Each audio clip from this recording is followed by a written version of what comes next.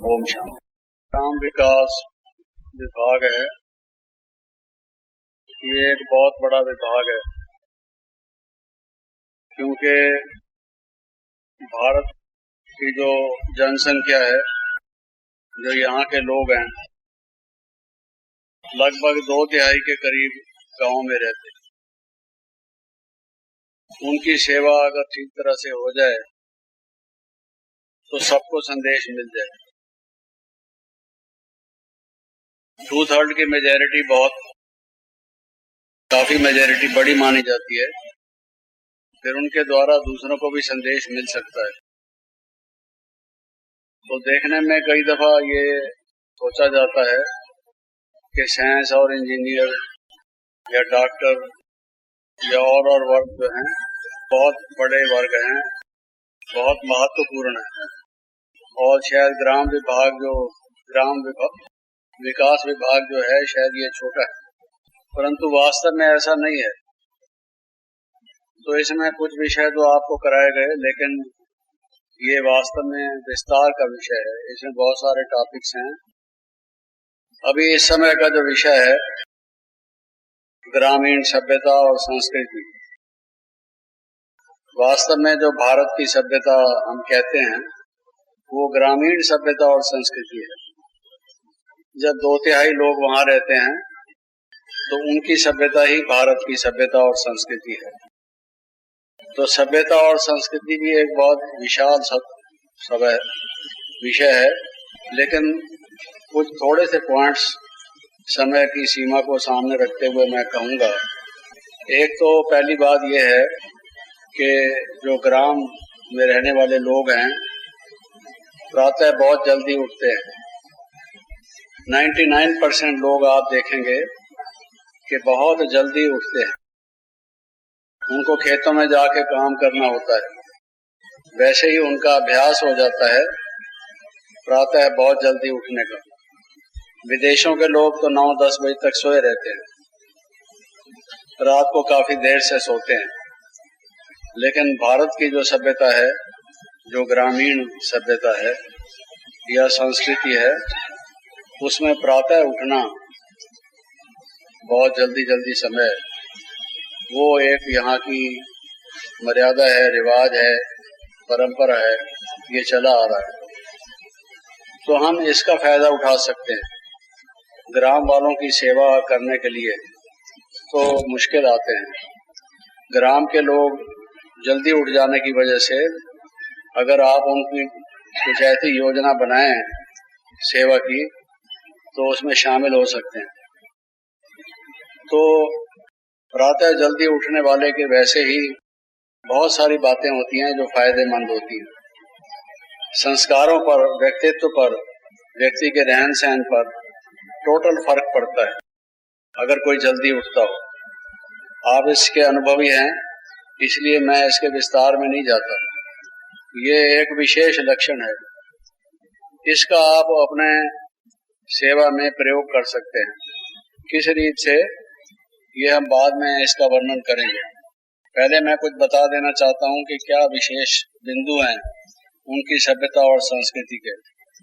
दूसरा, आप देखेंगे कि गांव वाले जब आपस में मिलते हैं, जहां जहां जाते हैं, एक दूसरे का जो अभिवादन करते हैं, राम राम जी, राम राम जी। कोई भी व्यक्ति, हिंदू हो मुसलमान हो, आप देखेंगे राम राम जी। अच्छा, राम राम जी नहीं कहता होगा, कोई दूसरा शब्द कहता होगा, लेकिन उनमें ये सभ्यता है कि किसी व्यक्ति को मिलते हैं प्रातः, ये एक दूसरे के दर्शन करते हैं, तो भगवान का नाम लेकर हम उनको याद करें और उनका अभिवादन करें। और बाबा हमेशा हमें कहते थे कि बच्चे एक दूसरे से जब मिलते हो तो पूछो शिव बाबा याद है। कभी एक समय था जब ये बात बहुत चली थी, बच्चे जब कभी आपस में मिलते हो तो पूछो शिव बाबा याद है। ये आपस में एक दूसरे की सेवा है। कोई भूला हुआ है तो उसको याद दिलाओ, क्योंकि उसकी कमाई है इसमें। तो जब कोई व्यक्ति कहता है राम राम जी, तो वो याद दिलाता है। तो सुबह उठते हैं और उठने के बाद राम नाम का जाप करते हैं, या जैसा भी जिसकी जो परंपरा है। तो ये एक मन की जो लहर है, विचारधारा है, वो आप समझते हैं कितना फर्क पड़ जाता है। कोई व्यक्ति आलस करता है, कोई सुबह को रेडियो सुनता है, कोई अखबार पढ़ना शुरू कर देता है, और आपस में मिलते हैं तो कोई ढंग से नहीं मिलते, एक दूसरे को दुश्मनी की निगाह से देखते हैं। लेकिन गांव में आप देखेंगे, चाहे जमादार हो, सफाई कर्मचारी हो, चाहे कोई किसान हो, जिम्मेदार हो, छोटा हो या बड़ा हो, इतनी सभ्यता सारेक में है कि जब मिलेंगे राम राम जी, और दूसरा भी जवाब देता है राम राम जी। कम से कम बोलचाल तो बनी रहेगी। अगर किसी बात से कोई नाराज भी हो गए, बोलते ही नहीं आपस में, राम राम बोलेंगे तो रास्ता तो खुला रहेगा। कम से कम थोड़ा बोलेंगे राम राम, मुस्कुराएंगे, और एक दिन विचार आएगा ये मेरे से रोज राम राम करता है, छोड़ो काहे को हम इससे नाराज रहते हैं, ये मन मुटाव हमने कर रखा है। अंदर से विचार आएगा व्यक्ति को। हम आपको एक अनुभव सुनाते हैं। कमला नगर में जब पहले ये केंद्र था, उन दिनों में इस ईश्वरी विश्वविद्यालय का बहुत विरोध होता था, क्योंकि स्थापना का प्रारंभ था। एक व्यक्ति बहुत कट्टर विरोधी था, डटकर विरोध करता था, बात सुनने को भी तैयार नहीं था, जहां जाता था खिलाफ बोलता था। तो हम जब कभी उसको देखते थे, मैं उसको ओम शांति कहता था, ओम शांति। वो जवाब नहीं देता था, मुंह मोड़ लेता था। सैर करने जा रहा होगा, दूध लेने जा रहा होगा, मैं भी जा रहा हूँ गली में, उसको कहूंगा ओम शांति, वो कोई जवाब नहीं। कई वर्ष तक उसने जवाब नहीं दिया। मैं समझता हूँ 3-4 वर्ष तक उसने कोई जवाब नहीं दिया, और हमेशा मुंह फेर लिया, और मन में उसके पता नहीं क्या था, वो निकला नहीं। एक दिन फिर मैंने सोचा जब ये अपनी आदत से बात नहीं आता है, मैं क्यों कहना छोड़ूं। तो मैं भी उसको हमेशा ही कहता था, ये जवाब नहीं देता तो ना दे, कोई बात नहीं। तो मैं फिर भी उसको यही कहता मुस्कुराकर, भाई जी ओम शांति। एक दिन जब मैंने कहा, वो खड़ा हो गया और मेरे पास आया। मैंने समझा पता नहीं लड़ने आया है, क्या करता है, तुम क्यों बोलते हो। लेकिन उस दिन उसने कहा कि मैं हार गया, आप जीत गए। मैंने कहा इसमें हार जीत की तो कोई बात नहीं। कहता है मैंने आपका इतना विरोध किया, इतनी मुखालफत की, इतनी डिसर्विस की आपके इंस्टीट्यूशन की, जहर उगला मैंने, और आप ओम शांति फिर भी कहते हैं। अब मैं समझता हूँ ये सचमुच में आध्यात्मिक संस्था है, और यहाँ पर जो सिखाया जाता है, व्यक्ति के संस्कारों को बदलना सिखाया जाता है, सबके प्रति शुभ भावना, शुभकामना रखना, उनको प्रेम की दृष्टि से देखना, भाईचारे से चलना। ये मैं इतने साल से देखता चला आ रहा हूँ। आप लोगों में बड़ी सहनशीलता है और मधुरता है, और अपने नियम के पक्के हैं। किसी ने आपको इतना पक्का कर दिया है, आप ओम शांति कहने से बाज नहीं है। और आज से लेके मैं आपका सहयोगी हूँ, जो सेवा हो मुझे कहोगे मैं करूँगा, तो ऐसा बोला। तो इस तरह से हम देखते हैं कि किसी व्यक्ति से अगर आप बात बनाए रखें, कम से कम कभी तो जीवन में परिवर्तन आएगा, कभी तो बात सुनेगा। और वहां पर जो शुरू से ही ये चली आती है, राम राम जी, या जो कोई आपस में मिलते हैं, जय श्री कृष्ण, ऐसे कुछ ना कुछ बोलते हैं, तो कुछ नाम देवी देवताओं के तो लेते हैं। चलो राम का परिचय नहीं, उनको कृष्ण का परिचय नहीं, वो तो आपको देना है।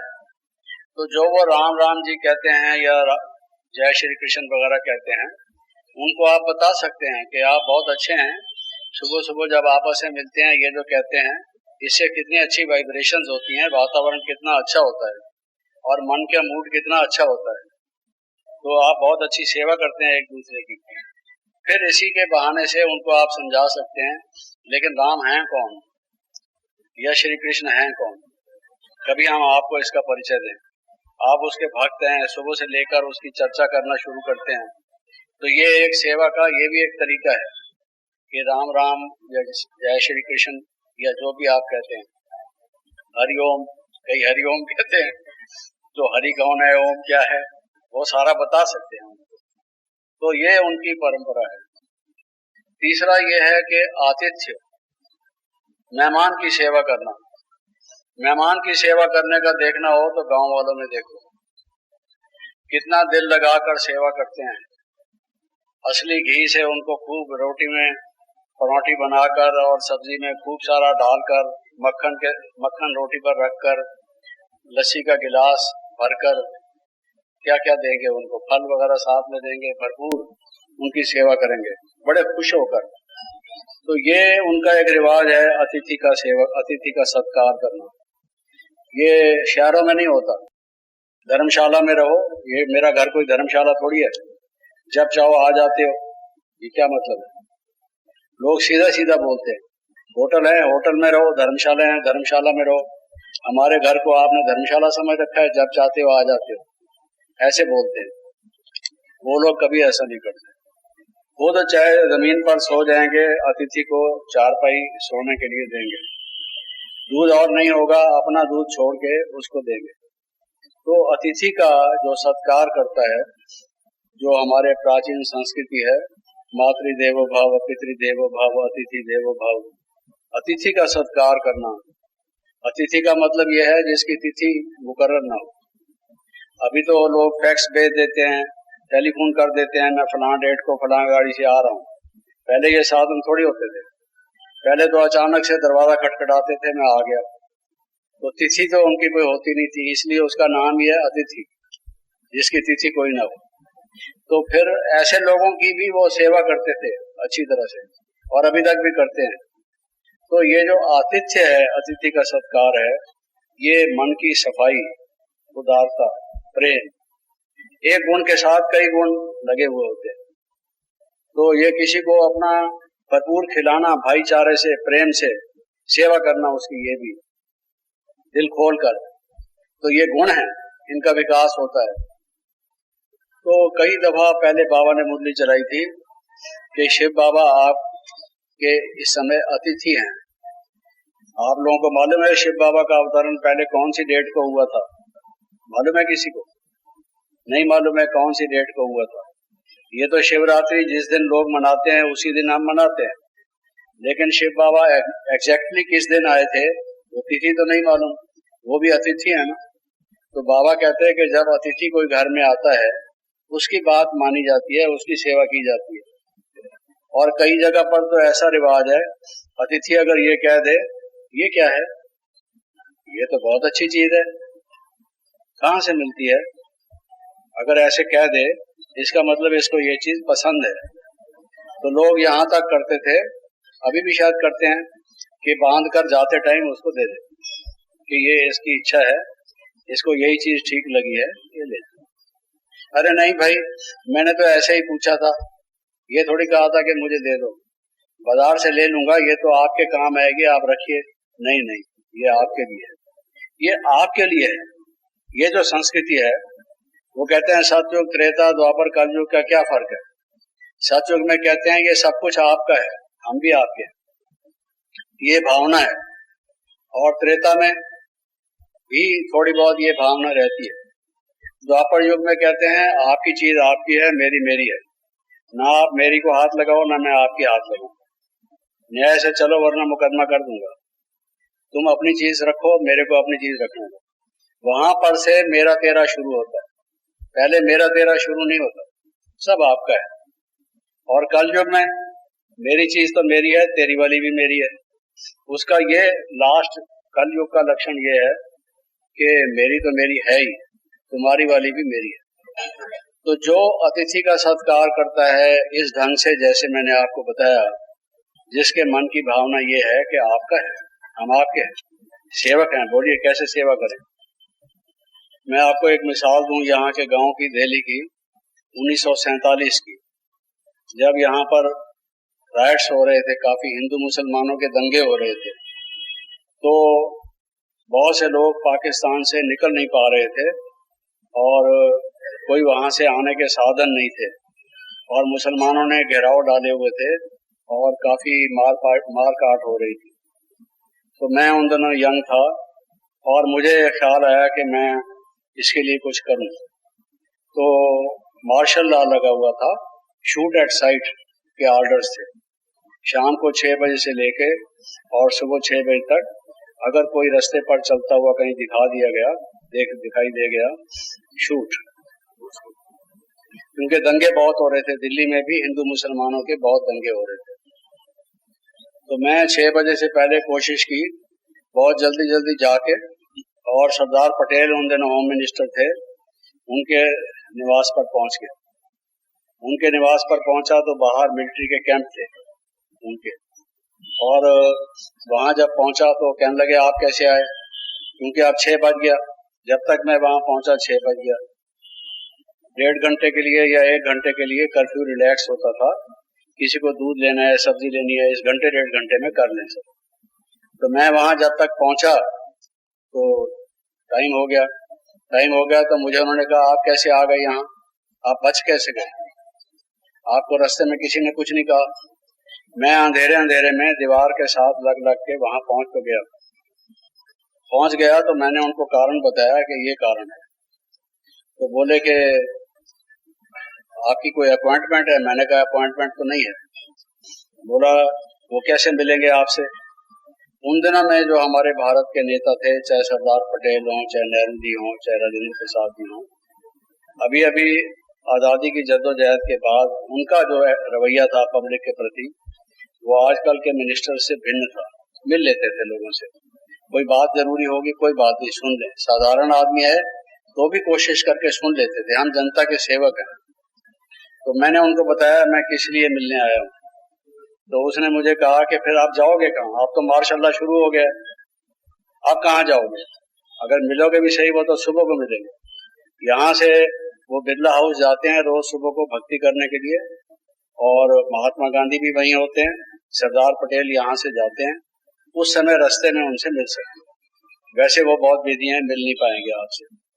तो अब आप रात को कहाँ जाओगे। तो मैंने कहा अपने कैंप में ठहरा दो। तो हंसने लगा, कहने लगे तुम पागल हो, यहाँ बंदूकें रखी हैं, राइफल्स रखी हैं, हमारे सारे सीक्रेट है, और आपको रहा दे, हमें डिसमिस कराओगे, हमारी भी पेटी उतरवाओगे, तो यहाँ हम आपको कैसे रख सकते हैं, आप कौन आदमी है, हमें क्या पता है, यहाँ तो हम आपको नहीं रख सकते। तो मैंने कहा फिर क्या करूं, बाहर ही बैठा रहता हूँ। कहता है बाहर भी नहीं बैठ सकते, वो कहेंगे क्यों बैठने दिया इसको, ये कौन आदमी है।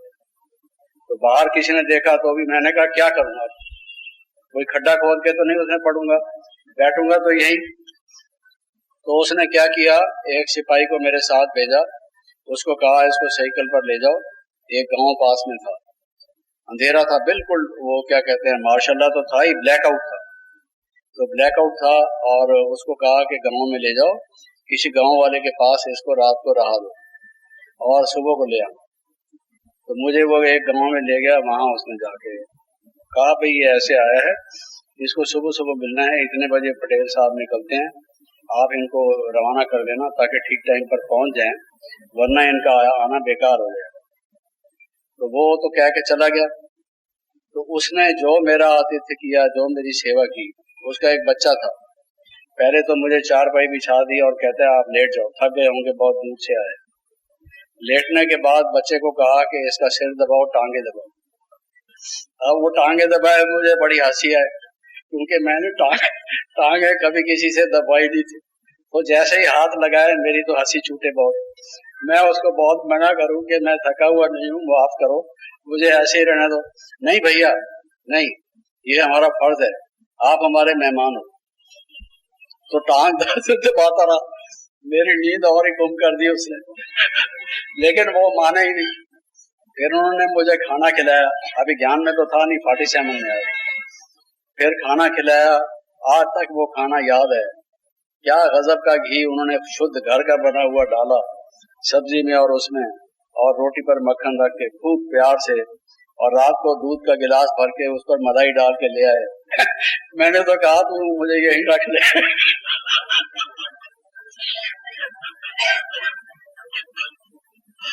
तो ले आया, और खूब मेरी उसने खा कर तबादुल की।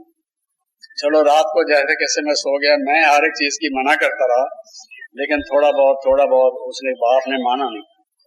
तो सुबह उठाया खुद ही, उठो भैया, आपको वैसे उठाना नहीं चाहिए, पाप है सोए हुए को जगाना, लेकिन आप जिस उद्देश्य से आए हैं, अगर आप जागेंगे नहीं तो लेट हो जाएंगे। तो मेरे को जगाया, जगा के नहाने धोने का इंतजाम किया, नहाया मैं, और मैं जब निकलने लगा तो मुझे छींकें आ गई। मुझे कहता है अभी नहीं जाओ, रुक जाओ, छींक आ गई है, काम सफल नहीं होता है, ठहर जाओ, क्योंकि 3 छींकें मुझे आ गई। और उनके यहाँ ये होता है, हर एक चीज को शगुन अब शगुन देखते हैं कि छींक आ जाए तो काम रोक लिया। जब मैं उठ के जाने लगा तो एक बिल्ली ने मेरी लाइन क्रॉस कर दी, तो मैं जा ही रहा था, कहता है 2 मिनट और ठहरो। तो देखिए मेरी सफलता में भी वो कितना इंटरेस्टेड था। उसको क्या था, वो कहता जाए खत्म करे, रात को काफी संभाल लिया इसको, अब अपना किनारा ले, हमारा कौन होता है, इसको जाने दो। लेकिन उसको ये था कि नहीं, ये आया है, हमारा अतिथि है, हमारा फर्ज बनता है और इसका काम ठीक होना चाहिए। और बाद में मुझे कहता है भगवान आपकी मदद करे, उसने ऐसा कहा। तो एक छोटी सी मिसाल मैं आपको दे रहा हूँ। मैंने बहुत कोशिश की उसके बाद कि वो गांव मुझे मिले और वो आदमी मुझे मिले। मैं उसका, मेरे मन में अरमान रह गया कि मैंने उसके लिए कुछ नहीं किया, उसका इतना एहसान मेरे पर हुआ। लेकिन चूंकि ब्लैकआउट था, उस गांव का क्या नाम था मुझे नहीं मालूम, और ब्लैकआउट था तो रास्ता कौन सा जाता है वो भी नहीं मुझे मालूम, अंधेरे में वो आदमी कौन है वो भी नहीं मुझे मालूम। तो मैं आज तक उससे मिल तो नहीं सका दोबारा, लेकिन ये याद आती है कि उस आदमी ने क्या किया। और ऐसे ही गांव का हमें बहुत अनुभव है, क्योंकि हमारी अपनी भी लैंड थी गांव में। तो मैं ये आपसे कहना चाहता था कि उनका जो आतिथ्य है, जो सेवा भाव है उनका, ये विशेष है। तो बाबा कहते हैं कि मैं भी इस सृष्टि में अतिथि हूँ। तो अतिथि के साथ क्या करना चाहिए, ये भारत की सभ्यता है। अतिथि के साथ क्या किया जाता है, भगवान को बुलाते हो, हे प्रभु आप आओ, धर्म की स्थापना करो, अधर्म का विनाश करो, फिर से गीता ज्ञान सुनाओ। तो जब वो आएंगे आपके अतिथि होंगे ना, तो जब वो आपके अतिथि होंगे आपका क्या फर्ज बनता है। तो हम उनको ये उनके संस्कार, संस्कृति और सभ्यता की महिमा करते हुए उनको बता सकते हैं कि देखो अब आपका अतिथि कौन है। कोई साधु संत महात्मा भी आता है, उसकी कितनी सेवा करते हैं, फर्श साफ करते हैं, चौका लगाते हैं और सब कुछ ठीक ठाक करके उसको बैठने की जगह बनाते हैं। तो भगवान इस सृष्टि में आए हैं और वो कहते हैं कि बस मैं एक चीज आपकी चाहता हूँ कि आप पवित्र रहो, ये मेरे लिए सेवा है। तो ये उनका विशेष है। दूसरा आप देखेंगे देने का संस्कार, उनके सत्व की जो संस्कृति और सभ्यता है उसका सबसे जो मुख्य लक्षण है वो है देना। देवता उसको कहते हैं जो दे, हाथ नहीं फैलाए किसी के आगे, वो लेने वाले नहीं है, भीख मांगने वाले नहीं है। ये कलयुग में आदमी भीख मांगते हैं, हमें कुछ दो, हर एक से कुछ ना कुछ डिमांड करते हैं, लेकिन सतयुग में देना ही जानते हैं, हर एक को देना जानते हैं, देने से खुशी होती है। बाबा ने अभी हमें क्या मंत्र दिया है, देना ही लेना है, देना, ये सीखो। तो उनको आप देखेंगे किसी भी खेत में अगर आप चले जाएं, कोई फसल हो गई हो तैयार, मान लो कहीं पर आप जाते हैं, खजूर पैदा हुई, आपको खजूर देंगे, वो काफी सारी खजूर खाने के लिए तो देंगे, उसके अलावा भी देंगे। आम के पेड़ लगे हुए हैं, आपको आम खूब खिलाएंगे और आम देंगे। अगर आप उनके खेत में एक दफा चले गए, आपको खाली नहीं जाने देंगे। ये उनकी सभ्यता है कि कुछ ना कुछ खिला के आपको भेजेंगे, और कोई ऐसा नहीं कि एक आम का आधा हिस्सा करके आपको दे देंगे, आधा हिस्सा खुद खा लेंगे, ऐसा नहीं, अच्छी तरह से। और अगर आपने एक दो आम खा लिए, कहेंगे क्यों, क्या बात है, और खाओ और खाओ, ताजा है, ये अभी भी उतारे हैं पेड़ से, ये अच्छे आम है, इसको यूज करो। तो ये सभ्यता और संस्कृति जो देने की है, ये उनमें है। तो बाबा कहते हैं जिनकी दान की प्रवृत्ति नहीं है, बाबा ब्रह्मा बाबा में भी शिव बाबा ने जो प्रवेश किया, उनकी भी प्रवृत्ति यही थी, देना, सबको देना।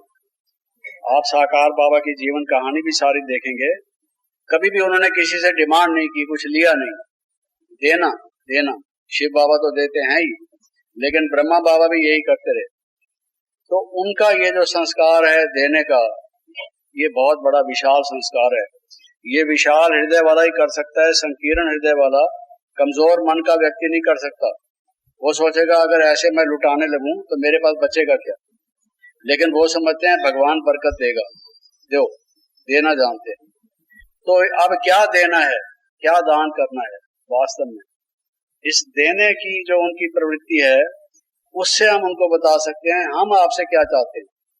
हम आपके अतिथि हैं, आपके पास आए हैं, और आपकी सभ्यता और संस्कृति यही है कोई आपके यहाँ से खाली जाता नहीं है। तो हम भी आए हैं, हमको क्या चाहिए? जैसे पहले हम मिलते थे मेयर से, गवर्नर से, उनको कहते थे 5 खोटे पैसे चाहिए, राखी बांधते थे तो वो उनको हम यही कहते थे।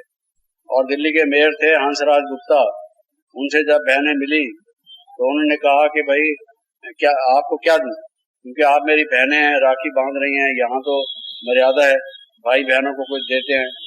तो बहनों ने कहा कि हमें 5 खोटे पैसे दे दो।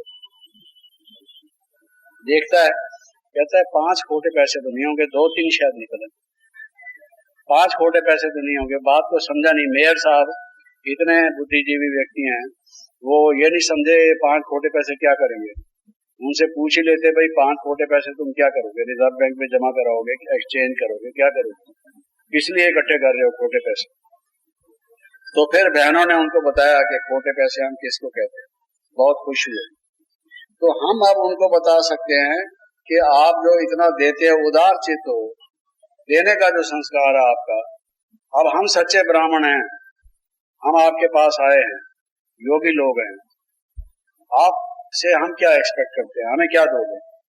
ये 5 विकार छोड़ो और क्या दो, ये उनको समझा सकते हैं। ये उनकी सभ्यता और संस्कृति का एक अंग है। दूसरा, आपने देखा होगा गांव में किसी के पास गौएं हैं, उसका दूध वो लेंगे, मक्खन बनाएंगे, लस्सी बनाएंगे, छाछ बनाएंगे और उसकी कई चीजें बनाएंगे। तो पड़ोस में देते हैं, भेजते हैं, अपने पास नहीं सिर्फ रखते। मान लो दूध पिलोया, काफी सारा दूध पिलोते हैं, मक्खन निकला, आज इसको 2 आदमी को भेजेंगे, कल उनके 2 घरों में भेजेंगे, परसों उनके भेजेंगे। कोई अच्छी सब्जी बनेगी। यहाँ तक भी उनका देने का संस्कार है कि उनके घर में जो चीज अधिक मात्रा में होती हो वो अड़ोस पड़ोस में भी भेजते हैं, और वो भी रिटर्न में कुछ न कुछ भेजते रहते हैं। जैसे एक ही घर में कोई ऊपर की मंजिल में रहता हो, कोई नीचे की मंजिल में, और एक दूसरे के पास भेज देते हैं चीज। तो ये शेयर करना, बांट कर खाना, ये जो दुनिया में स्वार्थ बढ़ गया है, हर एक चीज अपने लिए रखना, दूसरा मर जाए भूखा कोई परवाह नहीं, ये जो संकीर्णता आ गई है, उसकी बजाय हमारे भारत की जो सभ्यता और संस्कृति है, उसमें कभी किसी गांव में कोई भूखा मरता नहीं था। क्यों नहीं मरता था? कोई किसी को भी कोई कमी हो, तकलीफ हो, सब लोग उसके थे, कोई ऐसी कमी नहीं थी, तो बरकत भी होती थी। तो इसलिए मैं ये कह रहा हूं कि जो शेयर करना, यानी अपनी चीजों में से दूसरों को भी देना। नहीं तो आजकल लोग कहते हैं तेरा क्या हक है, तू हमारा कौन लगता है, तुझे क्यों दे? कमाई हमने है, मेहनत हमने की है, तुझे देने लगे तो क्या फायदा उसका, हमारे बच्चे भी बिगड़ेंगे, ये हम क्यों दें? ऐसे कहते हैं। और वो बिना हील उज्जत के, बिना बहानाबाजी के और हर एक को देना, ये ग्रामीण सभ्यता है, ग्रामीण संस्कृति है। आज की दिन में मैं गांव में नहीं गया हूँ, लेकिन जो आज से 25-30 साल, 35 साल, 40 साल पहले तक भी मैंने जो ग्रामीण जीवन बहुत नजदीकी से वहां रहकर, वहां के लोगों से मिलकर देखा है, अभी तक भी वो परंपराएं जो मैं बता रहा हूँ आपको, वो थी। भले थोड़ी बहुत विकृत होती आई है। जब आज विकृत होने के बाद, कलयुग के अंतिम समय पर होने के बाद भी ऐसी थी, तो सतयुग में तो लोग कैसे रहते होंगे? आप सोचिए, किसी चीज की कमी होगी नहीं, लोग एक दूसरे को इतना भरपूर कर देते होंगे। तो वो स्थिति थी यहाँ की।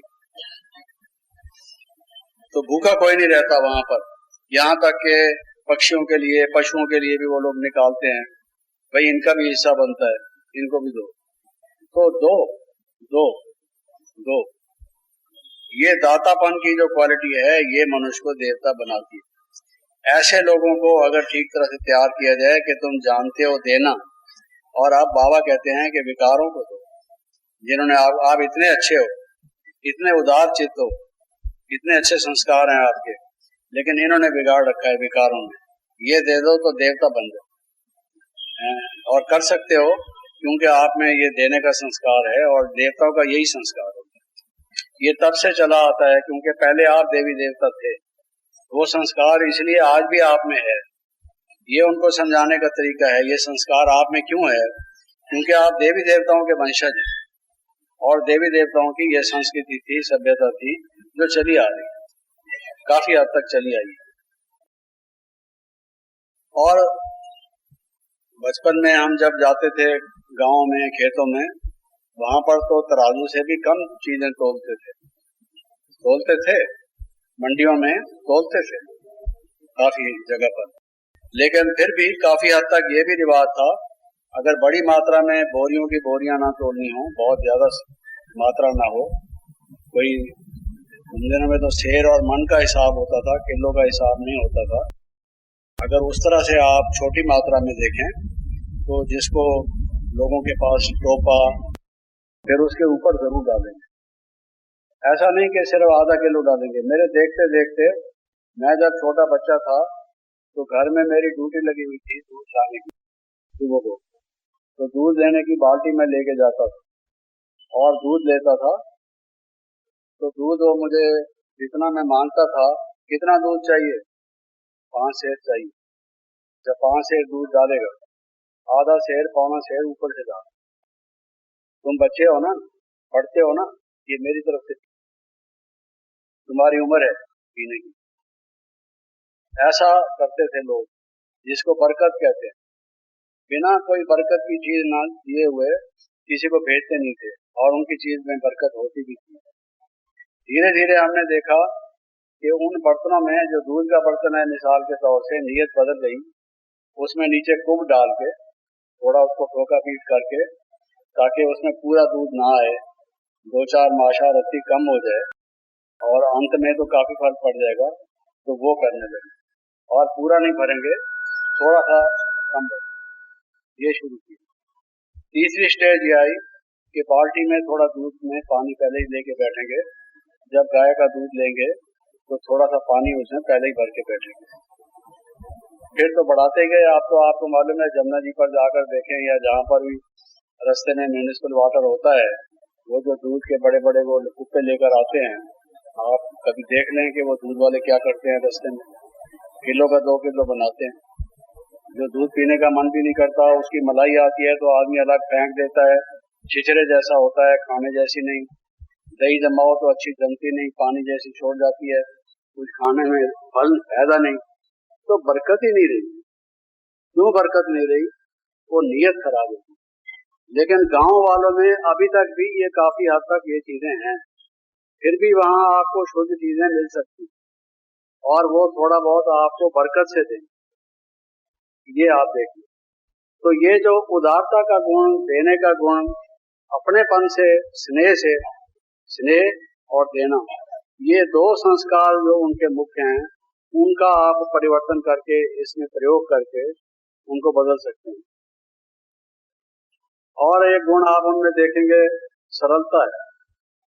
वो धोखा भी देंगे आपको तो क्या धोखा देंगे, तो चालाक है नहीं, जल्दी पकड़े जाएंगे। आप उनको बकवा देंगे, बक पड़ेंगे। थोड़ा सा उनको कहो ये पाप करते हो, भगवान क्या कहेगा आपको, आप झूठ बोलते हो, कहेगा आज बोला तो है झूठ, माफ करना, आगे के लिए नहीं बोला। थोड़ा सा भगवान का डर है अभी भी, और थोड़ा सा इन चीजों को वो समझते हैं, क्योंकि उनका मन सरल है।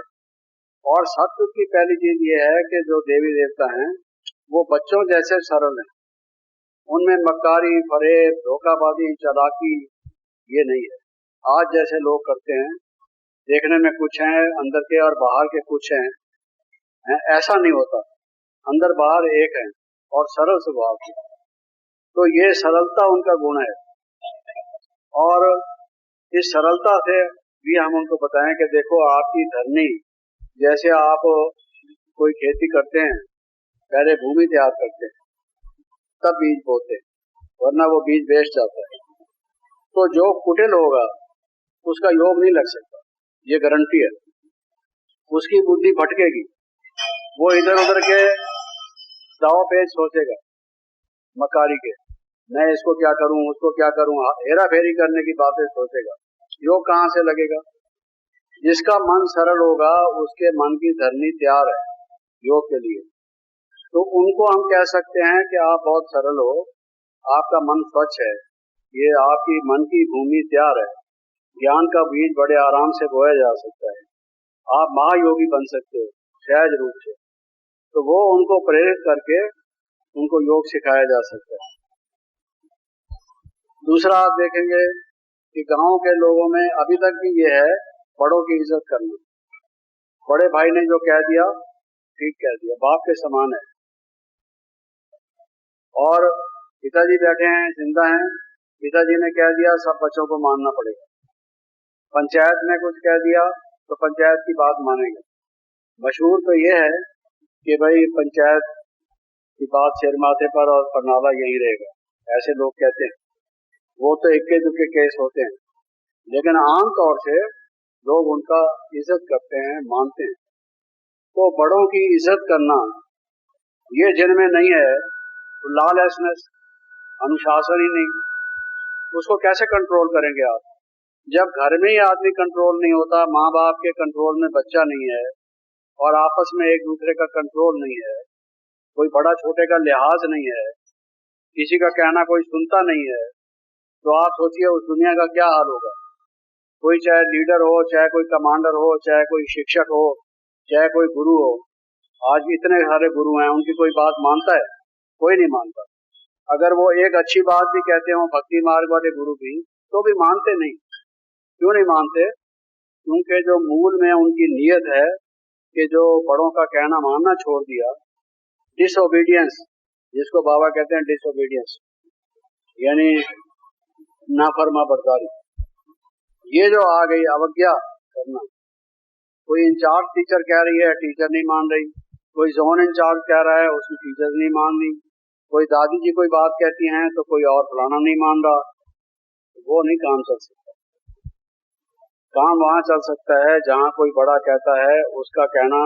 हम लोगों का खुद अपने लौकिक घर का अनुभव है कि बड़े भाई ने जो कह दिया वो कह दिया, वो इधर से उधर नहीं होगी बात, उसको करना ही पड़ेगा।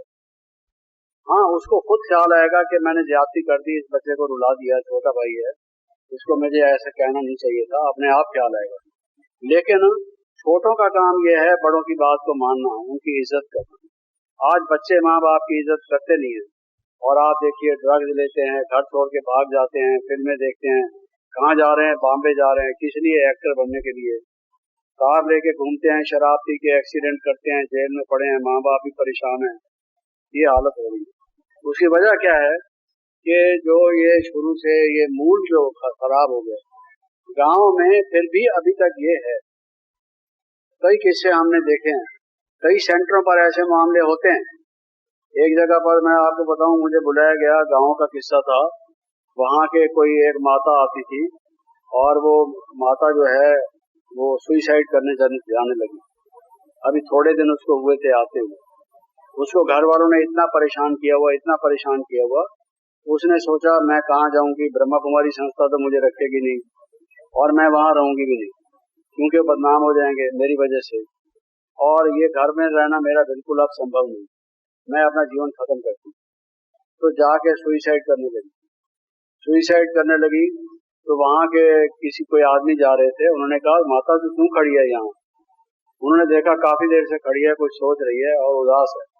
क्यों खड़ी है? कहती है बेटा पूछ मत। उसने कहा क्यों, क्या बात है? कहती है अब जीना अच्छा नहीं लगता, इस दुनिया से मन उठ गया है। उसने कहा तेरा मतलब क्या है? कहती है मतलब ये कि उस मिनट के इंतजार में हूँ जब यहाँ से चलूं। उसने कहा क्या करना चाहती है? कहते तू देख तो रहा है मैं कहाँ खड़ी हूँ, मेरा इरादा क्या है तू समझ नहीं सकता? तो उसने कहा कि देखो मैं तुझे ऐसी जगह ले सकता हूँ जहाँ तुम्हारी समस्या का हल हो सकता है। वो उसको ब्रह्मा कुमारी संस्था में ले आया फिर कि यहाँ तुम्हारी समस्या का हल हो सकता है। वो माता 2-4-5 दिन ही सिर्फ आई थी, तो उसने सोचा कि मैंने गलत किया और मैंने इनसे बात कह दी होती तो ये मेरा कुछ हल कर देते। वो छोड़ गया उसको, कि खुद ज्ञान में नहीं था, लेकिन उसको ये था कि ये संस्था अच्छी है, ये इन चीजों को ठीक करती है। उसको सेंटर के बाहर ही छोड़ के खुद अपना चला गया।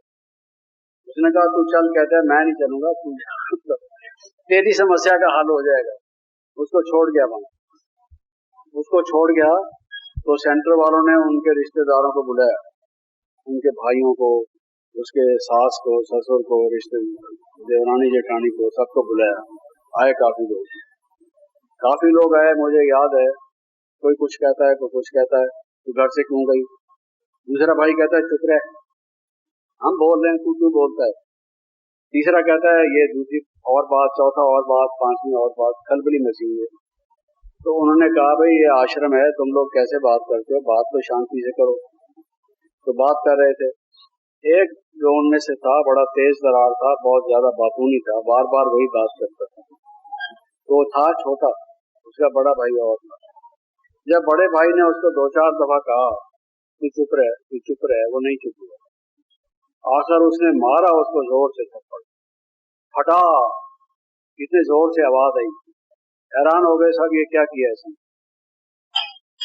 बहुत जोर से मारा उसको थप्पड़, थप्पड़ मारा, उसका सिर घूम गया। ये क्या, अचानक से मारा उसको, अचानक से मारा, बोला नहीं वो,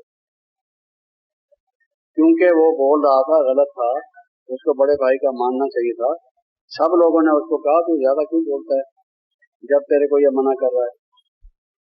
अब ये तो गलत है, लेकिन कहने का भाव ये है कि वहां अभी भी भाई कोई बड़े छोटे होते हैं, किसी की बात बड़ों की माननी चाहिए, उनके कहने पर चलना चाहिए। कुछ ये चीज थी और अभी भी थोड़ी बहुत तो है। शहरों से ये बात बिल्कुल खत्म होती जा रही है। लड़की फैशन करके जा रही है कहीं सिनेमा देखने किसी बॉयफ्रेंड के साथ, लड़का जा रहा है किसी गर्लफ्रेंड के साथ। माँ बाप पूछते हैं कहाँ जा रहे हो, कहते हैं तुम्हारा क्या मतलब। तो ये देख लीजिए, ये ऐसी हालत क्यों हुई? उनके मान्यता नहीं रही, ओबीडियंस नहीं रही, आज्ञा पालन नहीं रहा। तो ये अभी भी वहां पर है। पंचायत का माने या बड़ों का माने, गुरु का माने, शिक्षक का माने, कोई संत महात्मा का भी माने, अभी तक भी इन सब की कदर करते हैं।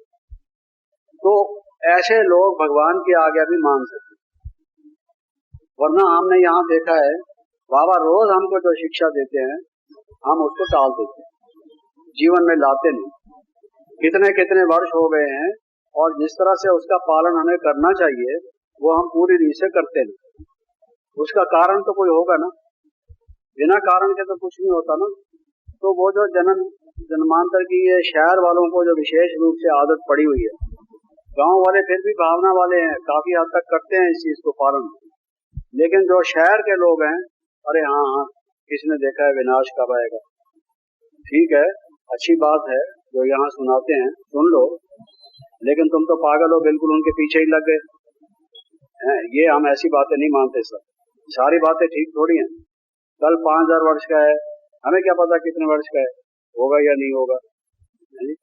मतलब यह है तुम जीवन अच्छा जियो, ठीक है। तो वो लोग जो इस तरह के होते हैं एक न एक दिन धोखा खाते हैं, माया ऐसी आती है ज्ञान से गुम हो जाए, आपने देखा होगा। क्योंकि वो भगवान की ही बात नहीं मानते। कहते हैं कि अगर ब्रह्मा साक्षात ब्रह्मा स्वयं आ जाए तो ये आदमी ऐसा है उस ब्रह्मा की बात भी नहीं मानेगा। ये कहावत मशहूर है। जो आदमी किसी आदमी की बात नहीं मानता, बार बार कहने पर अड़ोस पड़ोस वालों की, रिश्तेदारों की, बड़ों की, तो लोग उसको कहते हैं अजी ये इसकी क्या पूछते हो, ये तो ऐसा आदमी है कि अगर साक्षात ब्रह्मा भी आ जाए तो उसकी बात भी नहीं मानेगा। ये शहरी लोगों विशेष तौर से। तो ये भारत के ग्रामों में अभी तक भी कुछ अंश में शहरों की तुलना में अधिक ये चीज रही हुई है। उनको अब ये कहा जाए स्वयं भगवान की क्या आ गया है, भगवान क्या कहते हैं, अब उसका फरमान क्या है, उन्होंने क्या फरमान निकाला है, समझाया जाए उनको, तुम्हारे ही लाभ के लिए, फायदे के लिए, तो उनकी सेवा हो सकती। और आप देखेंगे इन्हीं वजहों से गांव में अभी भी चोरी और अपराध कम होता है। जो जितने अपराध शहरों में होते हैं, बुढ़ा और बुढ़ी रहते थे नई दिल्ली के फलां इलाके में, उनका नौकर जो है या कोई दूसरे बाहर के लोग आए, उनको दरवाजा खटखटाया, घंटी बजाई, उन्होंने दरवाजा खोला, अंदर घुस गए, चाकू दिखाया, पिस्तौल दिखाई, लूट के चले गए। रोज ऐसे किस्से आते हैं, जब फलां जवारी की दुकान लूट ली, रास्ते में किसी को लूट लिया। ये ऐसे किस्से वहाँ गाँव में नहीं होते, अभी तक भी गाँव में ये मालूम है। और कोई कोई खराब तो होते हैं, कोई सब देवी देवता तो है नहीं, लेकिन उनको पता है कि फलां का बेटा जो है वो थोड़ा चोर है। उनको ये भी पता रहता है कि अगर चोरी की होगी, ये 4 बच्चे हैं इस हमारे गांव में जो चोर हैं, उसके ठोर नहीं तो उसके ठोर नहीं तो उसके ठोर मिलेगी। ये माल आपका जो, इन चारों को इकट्ठा करो, देखो मिलता है कि नहीं मिलता। तो उसका मतलब ये है सारे लोग चोर नहीं है। अरे भाई शहरों के तो सब लोग चोर, मिनिस्टर्स हों, गवर्नर्स हों और एडमिनिस्ट्रेटर्स हों, सारे चोर हैं। कोई करोड़ रुपए का चोर है, रिश्वत खाता है, कोई गबन करता है, कोई किसी से हाँ जी इतना माल हम मिनिस्ट्री से आपकी तरफ से मंगवा लेंगे, हमें क्या कमीशन दोगे, बीच में कमीशन खाता है, इत्यादि इत्यादि। सबकी ही नीयत बिगड़ चुकी है, सब चोर है, हम आपको बताते हैं। और जिसमें ये आदत होगी चोरी और हरामखोरी की, वो आदमी ठीक नहीं होता। चोरी और हरामखोरी ऐसी चीज है फिर आदमी को सीना जोरी की तरफ ले जाती है, उसके बाद आदमी का सुधरना मुश्किल है। तो गांव के लोग अभी भी हैं, दूसरे की चीज की चोरी कोशिश करके नहीं करते। अभी आप माउंट आबू देखिए, माउंट आबू एक शहर भी है छोटा सा, गांव भी है, गांव जैसा ही है। कुछ साल पहले तो गांव ही था। ये अभी आपने ज्ञान सरोवर बना लिया और ये बना लिया वो बना लिया, हमारे संस्था में बहुत लोग आने लगे, टूरिस्ट आने लगे, तो आपको लगेगा शहरी लोग भी बहुत आते हैं, टूरिस्ट भी अभी आने लगे हैं ज्यादा। पहले इतनी बसें भी नहीं आती थी, तो उस वक्त गांव जैसा ही था। आप वहाँ लोगों से पूछिए कितनी चोरियां होती है साल में। दिल्ली की चोरियों का और आबू की चोरियों का मुकाबला कर लीजिए, गिनती दिल्ली की गिनती ही नहीं है, और वहां पर मुश्किल से 2 साल में, 3 साल में, 4 साल में कोई एक चोरी हुई होगी। यहाँ पर तो रोज सुबह से लेकर रात तक चोर ही पीछे लगे। तो आप सोचिए कि वो अपराध प्रवृत्ति, जो अपराध प्रवृत्ति हो, जैसे सूरदास के गीत हैं, हे प्रभु जी, हे भगवान, मैं जन्म जन्म का अपराधी, मैंने जन्म जन्मांतर अपराध किया है, आप मुझे माफ करो। अब मुझे कोई ऐसा रास्ता बताओ, ये जो काम क्रोध लोभ मोह अहंकार रूपी मगरमच्छ हैं, मुझे इनसे छुड़ाओ। भक्ति है, जानते नहीं रास्ता, लेकिन प्रार्थना करते हैं, भक्ति करते हैं, भगवान से मांगते हैं। तो जिन लोगों के अभी तक भी ऐसे संस्कार हैं कि चोरी चकारी और अपराध कम करते हैं, व्यसन है उनमें, गांव वालों में ये हुक्का, चिल्लम, बीड़ी, तंबाकू, ये सब है व्यसन, लेकिन ये चोरी और इस तरह की बात कम है।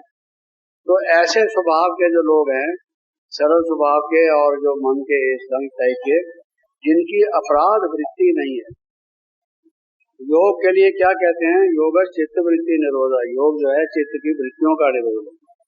तो उसमें सबसे जो खराब वृत्ति या प्रवृत्ति है जो योग नहीं लगने देती, वो अपराध वृत्ति है। अपराध वृत्ति क्या है, इस आदमी ने मेरी इंसल्ट की है, मैं इसको मजा चखाऊंगा, अब मेरे सामने है, मैं साफ साफ कहूंगा इसको, इसने समझा क्या है, इसको 2 शब्द ऐसे बोलूंगा, ये सारी हवा गुम हो जाएगी, योग नहीं लगेगा, ऐसा उसको ख्याल आएगा।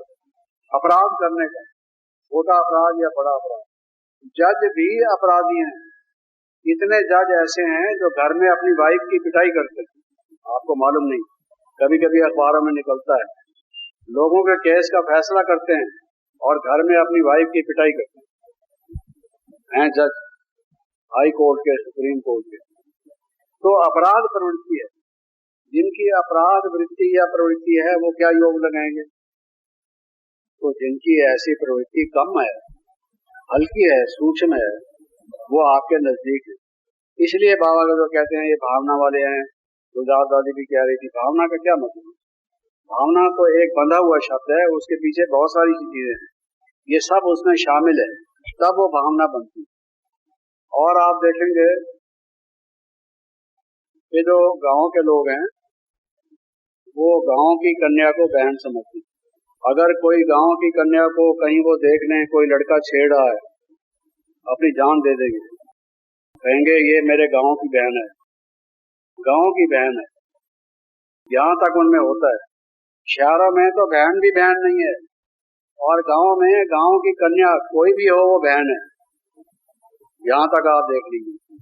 उनकी दृष्टिवृत्ति में और उनकी दृष्टि में कितना फर्क है। आपने कई किस्से शायद सुने होंगे या आपने ऐसा देखा होगा, ये मेरे गांव की बहन है। जहाँ देखेंगे, अगर कोई ऑफिस में आप चले जाएं और वो कोई बहन चली जाए और उस व्यक्ति के जो काम करने वाला दफ्तर ऑफिसर है वो उसके गांव की बहन अगर उसके पास चली जाए उसका सारा काम कर देगी, ये मेरे गांव की बहन। इतना उनमें संस्कार है, ये भी एक शुद्ध प्रवृत्ति की बात है। तो अब उनको समझाया जा सकता है कि कैसे वास्तव में हम सबका नाता क्या है और ये कैसे आत्मा के नाते से हम इस ढंग से आपस में व्यवहार करना चाहिए। तो उनकी थोड़ी सी सूक्ष्म में ये संस्कृति, ये सभ्यता तो है, इसका फायदा उठाकर उनको ये अपनी जो प्रवृत्ति अब है जिसमें कि वो सबको बहन भाई की दृष्टि से देखें, देह अभिमान को छोड़कर। गांव की है, इसमें देह अभिमान है भी सही, नहीं भी है इसलिए कि गांव का ही तो देह है, गांव की है तो देह की याद तो आई, लेकिन देह के नाते से तो याद नहीं किया, याद तो उसने इसलिए किया कि गांव की बहन है। तो इसलिए इससे और ज्यादा अगर आगे बढ़ें, उनको हम थोड़ा विकास में ले जाएं कि कैसे हमको रहना है, ये हमारी सभ्यता और संस्कृति थी, ये हमारी दृष्टि वृत्ति भटकती नहीं थी। ये गांव ही तो है जो सारा विश्व है, ये सब वहीं की तो हमारी बहनें हैं। उस प्रवृत्ति से, दृष्टि से, वृत्ति से अगर हम उनको पक्का कर दें, दिखा दें, तो लाभ हो जाए, पूरा उनका जीवन में परिवर्तन हो सकता है।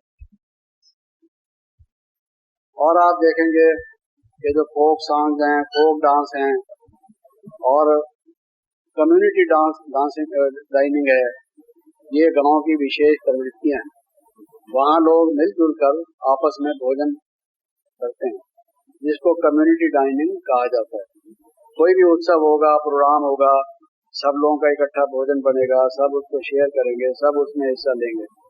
अभी तक भी एक प्रकार से पारिवारिक जीवन जैसा है।